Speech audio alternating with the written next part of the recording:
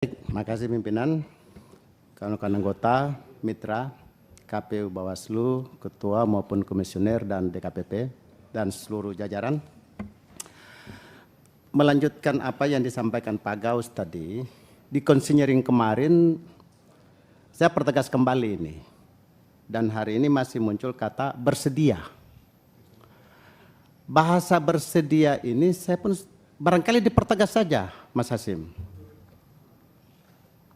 Bahwa wajib, kata wajib itu artinya kalau teman-teman di daerah maupun di daerah yang jadi anggota DPRD terpilih, anggota DPR RI terpilih dan DPD RI terpilih mau jadi bupati, wali kota atau gubernur, dia wajib mengundurkan diri dan tidak dilantik. Kalimat itu harus dipertegas supaya tidak ada lagi spekulasi.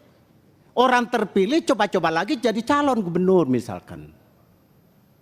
Setelah dianggap mereka ini surveinya lemah, saya tidak bersedia lagi bos. Tersandra lagi partai politik. Jadi kalimat wajib itu harus nyata di dalam PKPU. Jangan lagi ada bersedia. Bersedia itu kan bisa tidak bersedia. Pada saat tidak bersedia bisa mengatakan PKPU mau diuji lagi di Mahkamah Konstitusi, mau diuji lagi di lembaga peradilan, sehingga tersandera lagi partai politik. Jadi bahasa wajib ini harus ditekankan di dalam PKPU.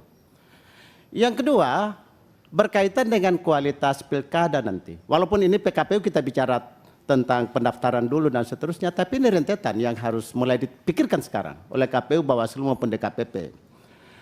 Bahasa kualitas pemilu ini kan pertama begini. Tidakkah kita pikir money politik dilegalkan aja di PKPU dengan batasan tertentu?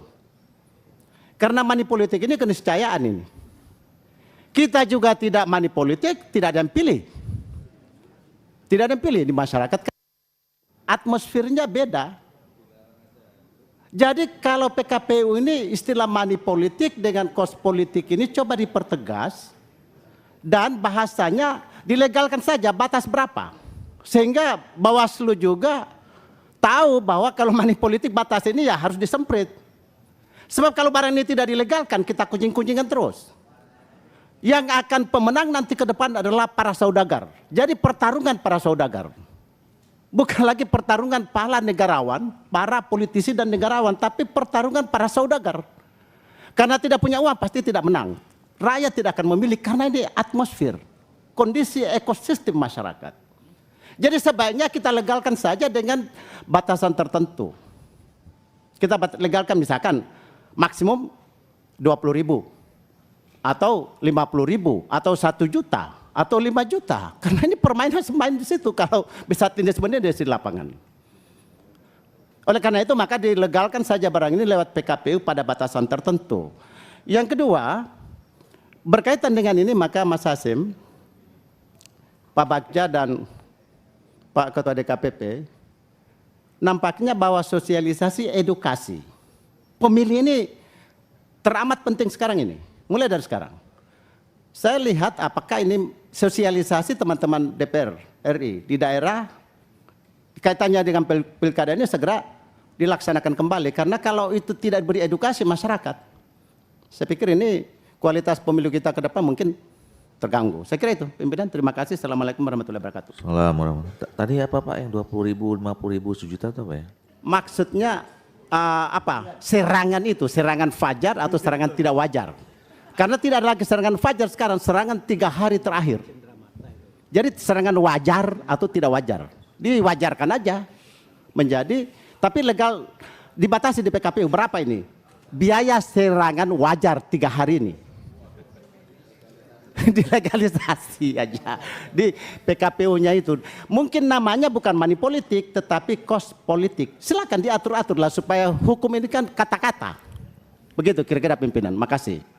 Ya, sebenarnya semangat kita ini mau merubah undang-undang pemilu, pokoknya mau Rp1 pun harus kena tangkap Pak.